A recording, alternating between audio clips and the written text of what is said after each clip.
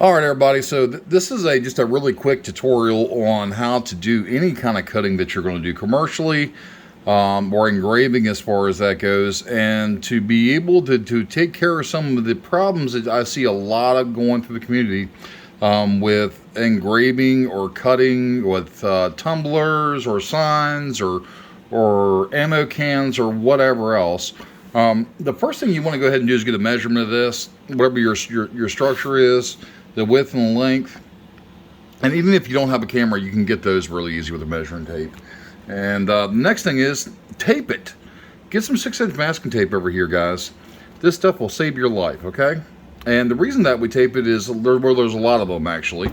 The first one is, whenever you burn something or engrave something, it leaves a lot of smoke and soot and carbon and everything else that is not going to look good on your finished product, okay? You can sand it, you can do all this other crap that people want to go and do with it, but really the easiest and most effective way to do this stuff is to really just get some masking tape and tape it. Secondly, when you do the taping and stuff like that, make sure you take something like your just a card. I don't care, I got a little sheets card right here, and just scrape all the bubbles out. Any place that there is a bubble on the paper will leave smoke residue on the work. So we want to get all those out and just go ahead and scrape this. We just want to make sure we get all the air out of that. And if you can't, retape it. Pull it off and retape it, okay? Now, after you tape it, after you do what you're going to do, once we get it into the machine, we are not going to touch it. We're going to brace it. We're going to make sure that it is held down. We don't want this thing to teeter-totter, rock, or move. If it isn't level, make sure that it is level, and it's level to the laser head you're cutting with. Bring your laser over to each of the quarters and make sure that each, and also the center, and this is really important with really wide pieces or pieces that may have a bow or a cup, because just because it's level here where you start doesn't mean it's going to be level over here. And what will happen a lot of times is that we'll have the thing set up on level one side, and I'll have a rock, or we don't have the bed put down or whatever else, and you'll have a really good burn or cut over here, and it'll start getting really dark or really light as you come over here. And that really depends on your lens. So that's another tip for you. Another reason that we want to go ahead and tape it, not only because we want to get rid of all the smoke, but if the wood or the substrate or whatever you're cutting, especially natural wood as far as that goes, this is acacia board. I got this actually at at Hobby Lobby. This acacia wood, or bamboo, is also really bad for this too. If it's natural and it's a lot of pieces glued together, you might have different colorations of how it burns through that, and that's just a part of the natural fiber of the wood. So some things are going to burn darker than others because you have lighter different tones as far as that goes, and stain and whatever else. So if it does come out where you can look at it after you cut it and you don't like the way it looks, leave the tape on, get some paint, get some epoxy, get whatever you want to, and just paint over top of it, okay? And fill in the holes and gaps, and when you're done, peel the tape off, and guess what? Only the letters will be filled in, and you won't have to worry about any kind of paint actually being on the things that aren't the cut work as far as that goes. So a lot of pines, really cheap, fast-growing pines, when you get those boards, they will do more, they'll remove more material than they actually try to darken up. Now, you can go and use like borax and some other things that people like to use as pre-spray, pre-treat, and whatever else. But at the end of the day, you want to have it uniform. And borax will help to darken different spots, but it'll darken everything as far as that is. So just get you a good color. If you have really shitty wood that you know is going to have problems with it, go ahead and get a good color and just backfill that in there. And if you do epoxy or color, whatever else, when you're done, you can always sand it. But you shouldn't have to with this. Just fill it in and then wipe down all the extra as far as that goes. And make sure that this tape is on there really good too. And this is just a 6-inch masking tape. You can get it on Amazon. Another reason that you want to go ahead and do tape as far as that, we want to go ahead and make sure that everything is uniform. So again, natural woods, natural things as far as that is when we're burning them, they are going to have a different type of response to the laser. So if you want uniformity and you want it to look like it was specially made, and you want it to look like it is a high quality piece, no matter what that piece is. You need to have some quality control, and one of the quality controls is how your letters are appearing from front to back, up and down, from the bottom and top side of your board there. And one of the really easiest way to do that is just burn it through some masking tape, and then just backfill that in with some color. You can use spray paint, you could use just regular paint, you could use an epoxy paint as far like that.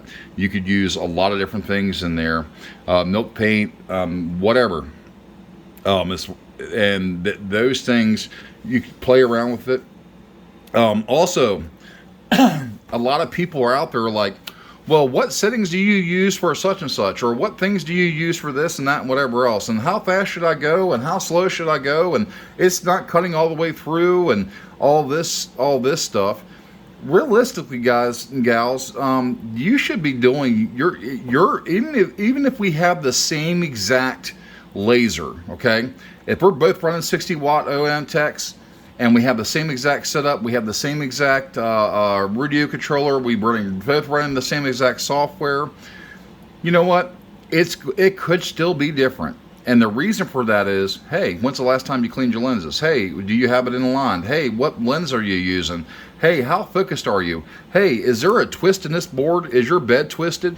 Do you have any deflection in your X or Y axis? There's how cold your water, you know, how much, a lot of different things as far as that is. And if it's a natural fiber, as far you're going to have a completely different piece of wood, even though it may be the same species. Your rings, your heartwood, your outer wood, the moisture content of that wood. There's 101 things. How much ventilation and fan speed you have, how far above the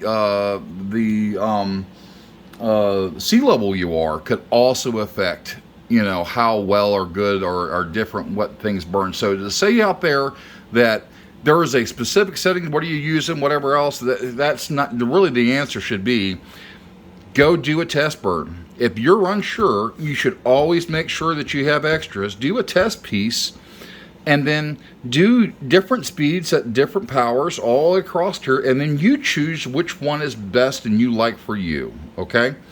Depending on what you find from that test piece, that test grid will tell you exactly what your individual settings are for your machine.